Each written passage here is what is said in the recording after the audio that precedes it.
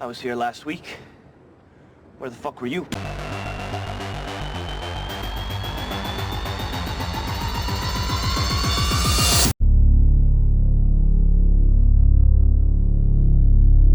Everyone knows a narcissist. Hell, even I have admitted in one of my videos that I have been guilty of this overindulgent disorder. But some people have mastered narcissism that they have raised the bar to entitlement. Love and devotion and praising your child is one thing, but we have seemed to overvalue their ability.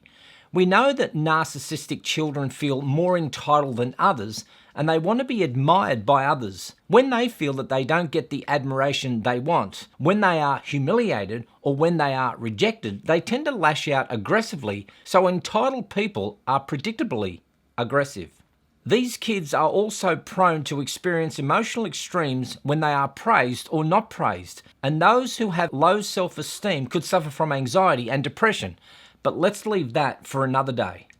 If you have been a subscriber to my channel for a while now, you would be aware of how cynical I can get when it comes to people under the age of 30.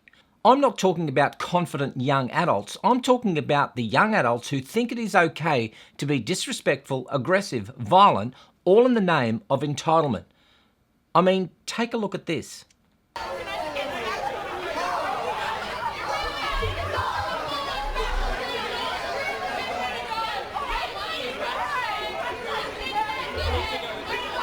Check out this Facebook post by entitled Sydney University students Ward and Sayed. Angry about Bettina Arndt? Come to the protest at 6 p.m. tomorrow evening and show Sydney University Liberal Club that we won't stand for misogyny and rape denial on our campus. And it isn't just Ward and Sayed, there is this entitled student, Kim Murphy.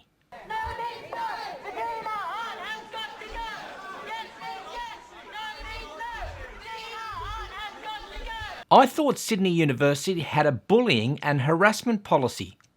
Oh look, here it is. Repeated and unreasonable behaviour directed towards a person or a group of people that creates a risk to safety.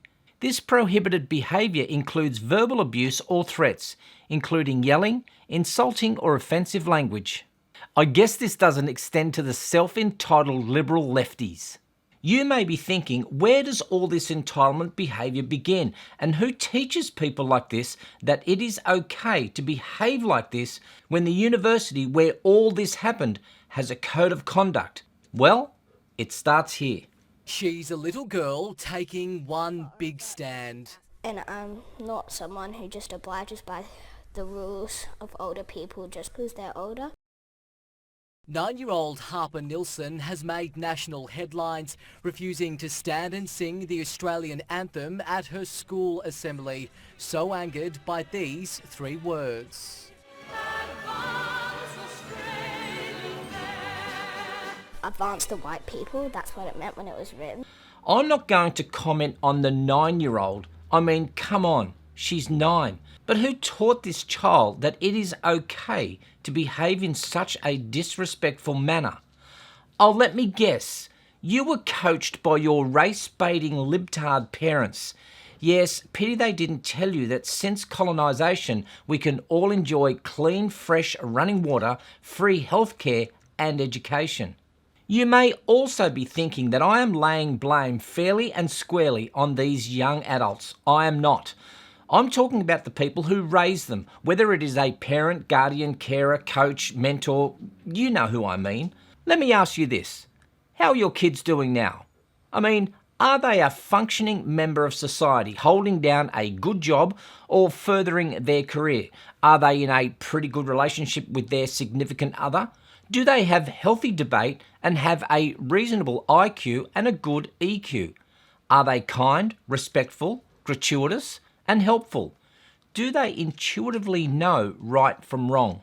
Well, congratulations, you have raised a young adult with incredible values and given other external factors which may have altered the path that you had intended for them, you guided them back on the right track.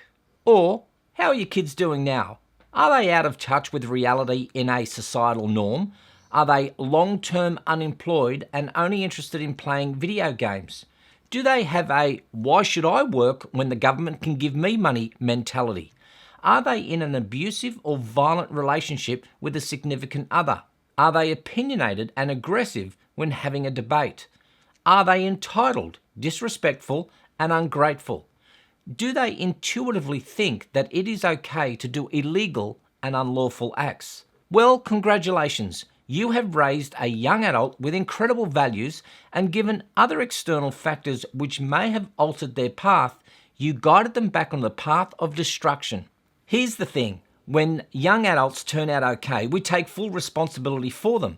But when they end up doing unkind, disrespectful, and destructive things, we tend to blame it on everyone and everything else. Like, oh, they're just coming into themselves. Oh, it's a form of self-expression. Oh, it's just a phase that they're going through.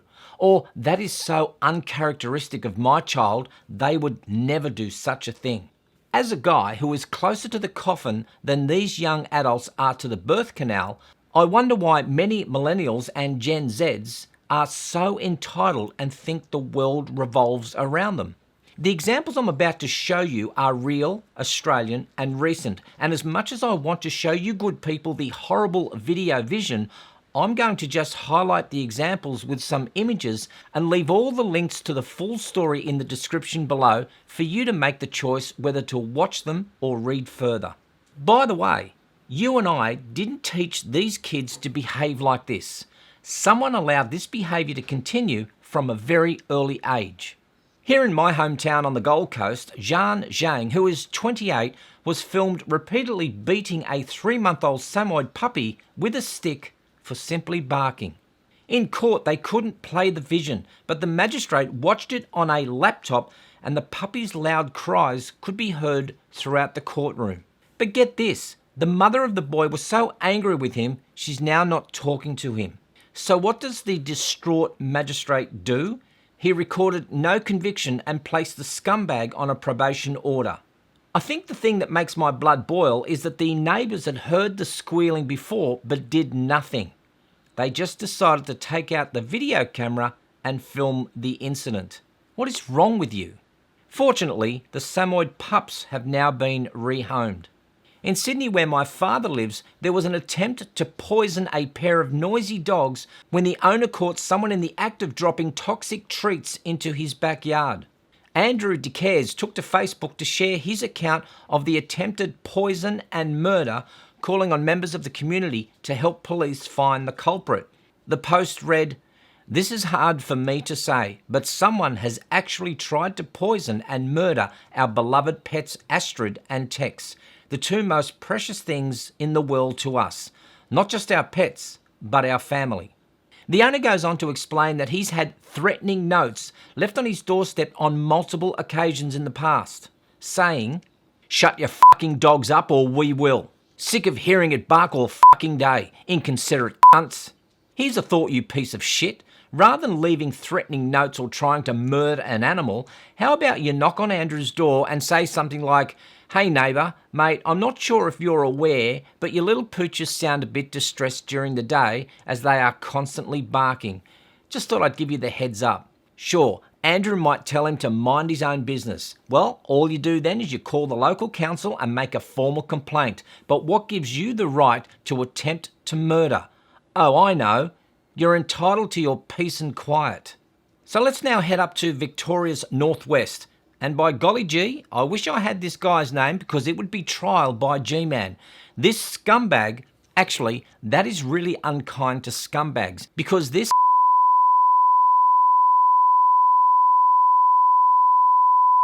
ass used his 4-wheel drive to mow down a mob of emus. The video showed this asshole of a cunt deliberately run over more than a dozen emus as he drove his vehicle along a dirt road. In the video is laughing as he plows through the group of emus. Yes! And then about 20 seconds later, the video was showing a car approaching a mob of emus which are running away from the vehicle. The 4-wheel drive runs over about half a dozen of them, with the driver counting along and laughing. 1, 2, 3, up!